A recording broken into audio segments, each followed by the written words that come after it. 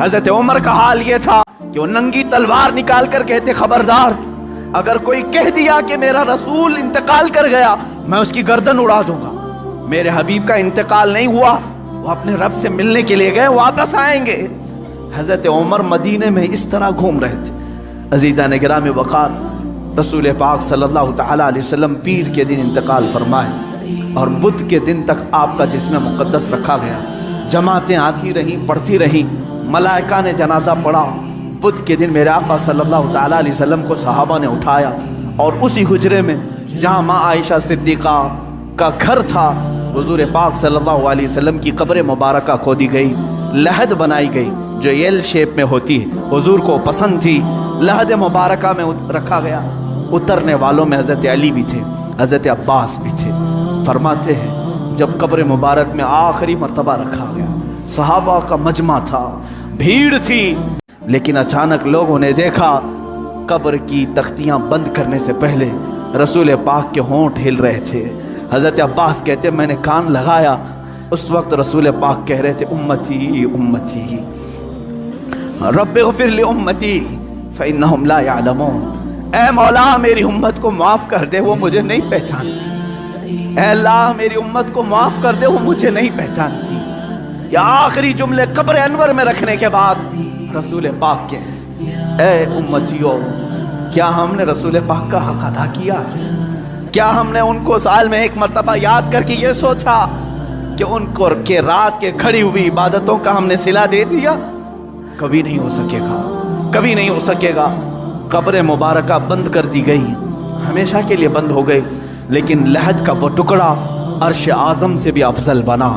نفس گم کردہ می آیت جنید و بایزیدی جا، وہ قبر اثر آج بھی ہم مسلمانوں کے روح کی ٹھنڈک ہے۔ وہ ہرا گنبد جو رسول پاک کے مسکن کے اوپر اپنی جگمگاہٹ بکھیر رہا ہے، وہ کروڑوں عاشقوں کی آنکھوں کا تارا بنا ہوا ہے، ہمارے دل کا سکون ہے۔ اے میرے عزیزوں، آج ہم جئیں گے تو اسی امید کے ساتھ، اسی آس کے ساتھ۔ میرے آقا نے آخری وقت یہ بھی فرمایا تھا جو جس سے محبت کرے گا دنیا میں، قیامت کے دن اسی کے ساتھ اٹھایا جائے گا۔ اگر تم آج اپنے نبی پر جان و مال، اپنے ماں باپ فدا کرنے کی بات کرتے ہو، خوف نہ کرو، کل ہم اٹھائے جائیں گے تو ہمارے آقا کے ساتھ اٹھائے جائیں گے، ہمارے رسول کے ساتھ اٹھائے جائیں گے۔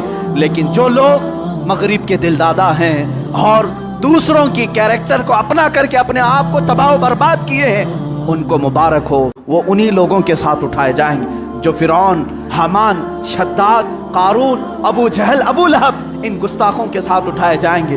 اللہ رب العزت میرے رسول کی زندگی پاک کو جب تک رکھا 63 سال وہ رحمت تھے، اور آپ کی وفات بھی امت کے لیے رحمت ہی ہے، رحمت ہی ہے۔ اور اللہ تعالیٰ ان کی برکت سے امت کو عذاب دینے سے محفوظ رکھا ہے۔ میرے عزیزوں، میں پیدائش سے لے کر میرے آقا کی وفات تک کی باتیں صرف مختصر سے ایک وقت میں گھیرا، لیکن حضور پاک کی حقیقت تو یہ ہے، لا یمکن الثناء کما کان حقہ، بعد از خدا بزرگ تو یہ قصہ مختصر، آپ کی ثنا تو ممکن ہی نہیں ہے یا رسول اللہ۔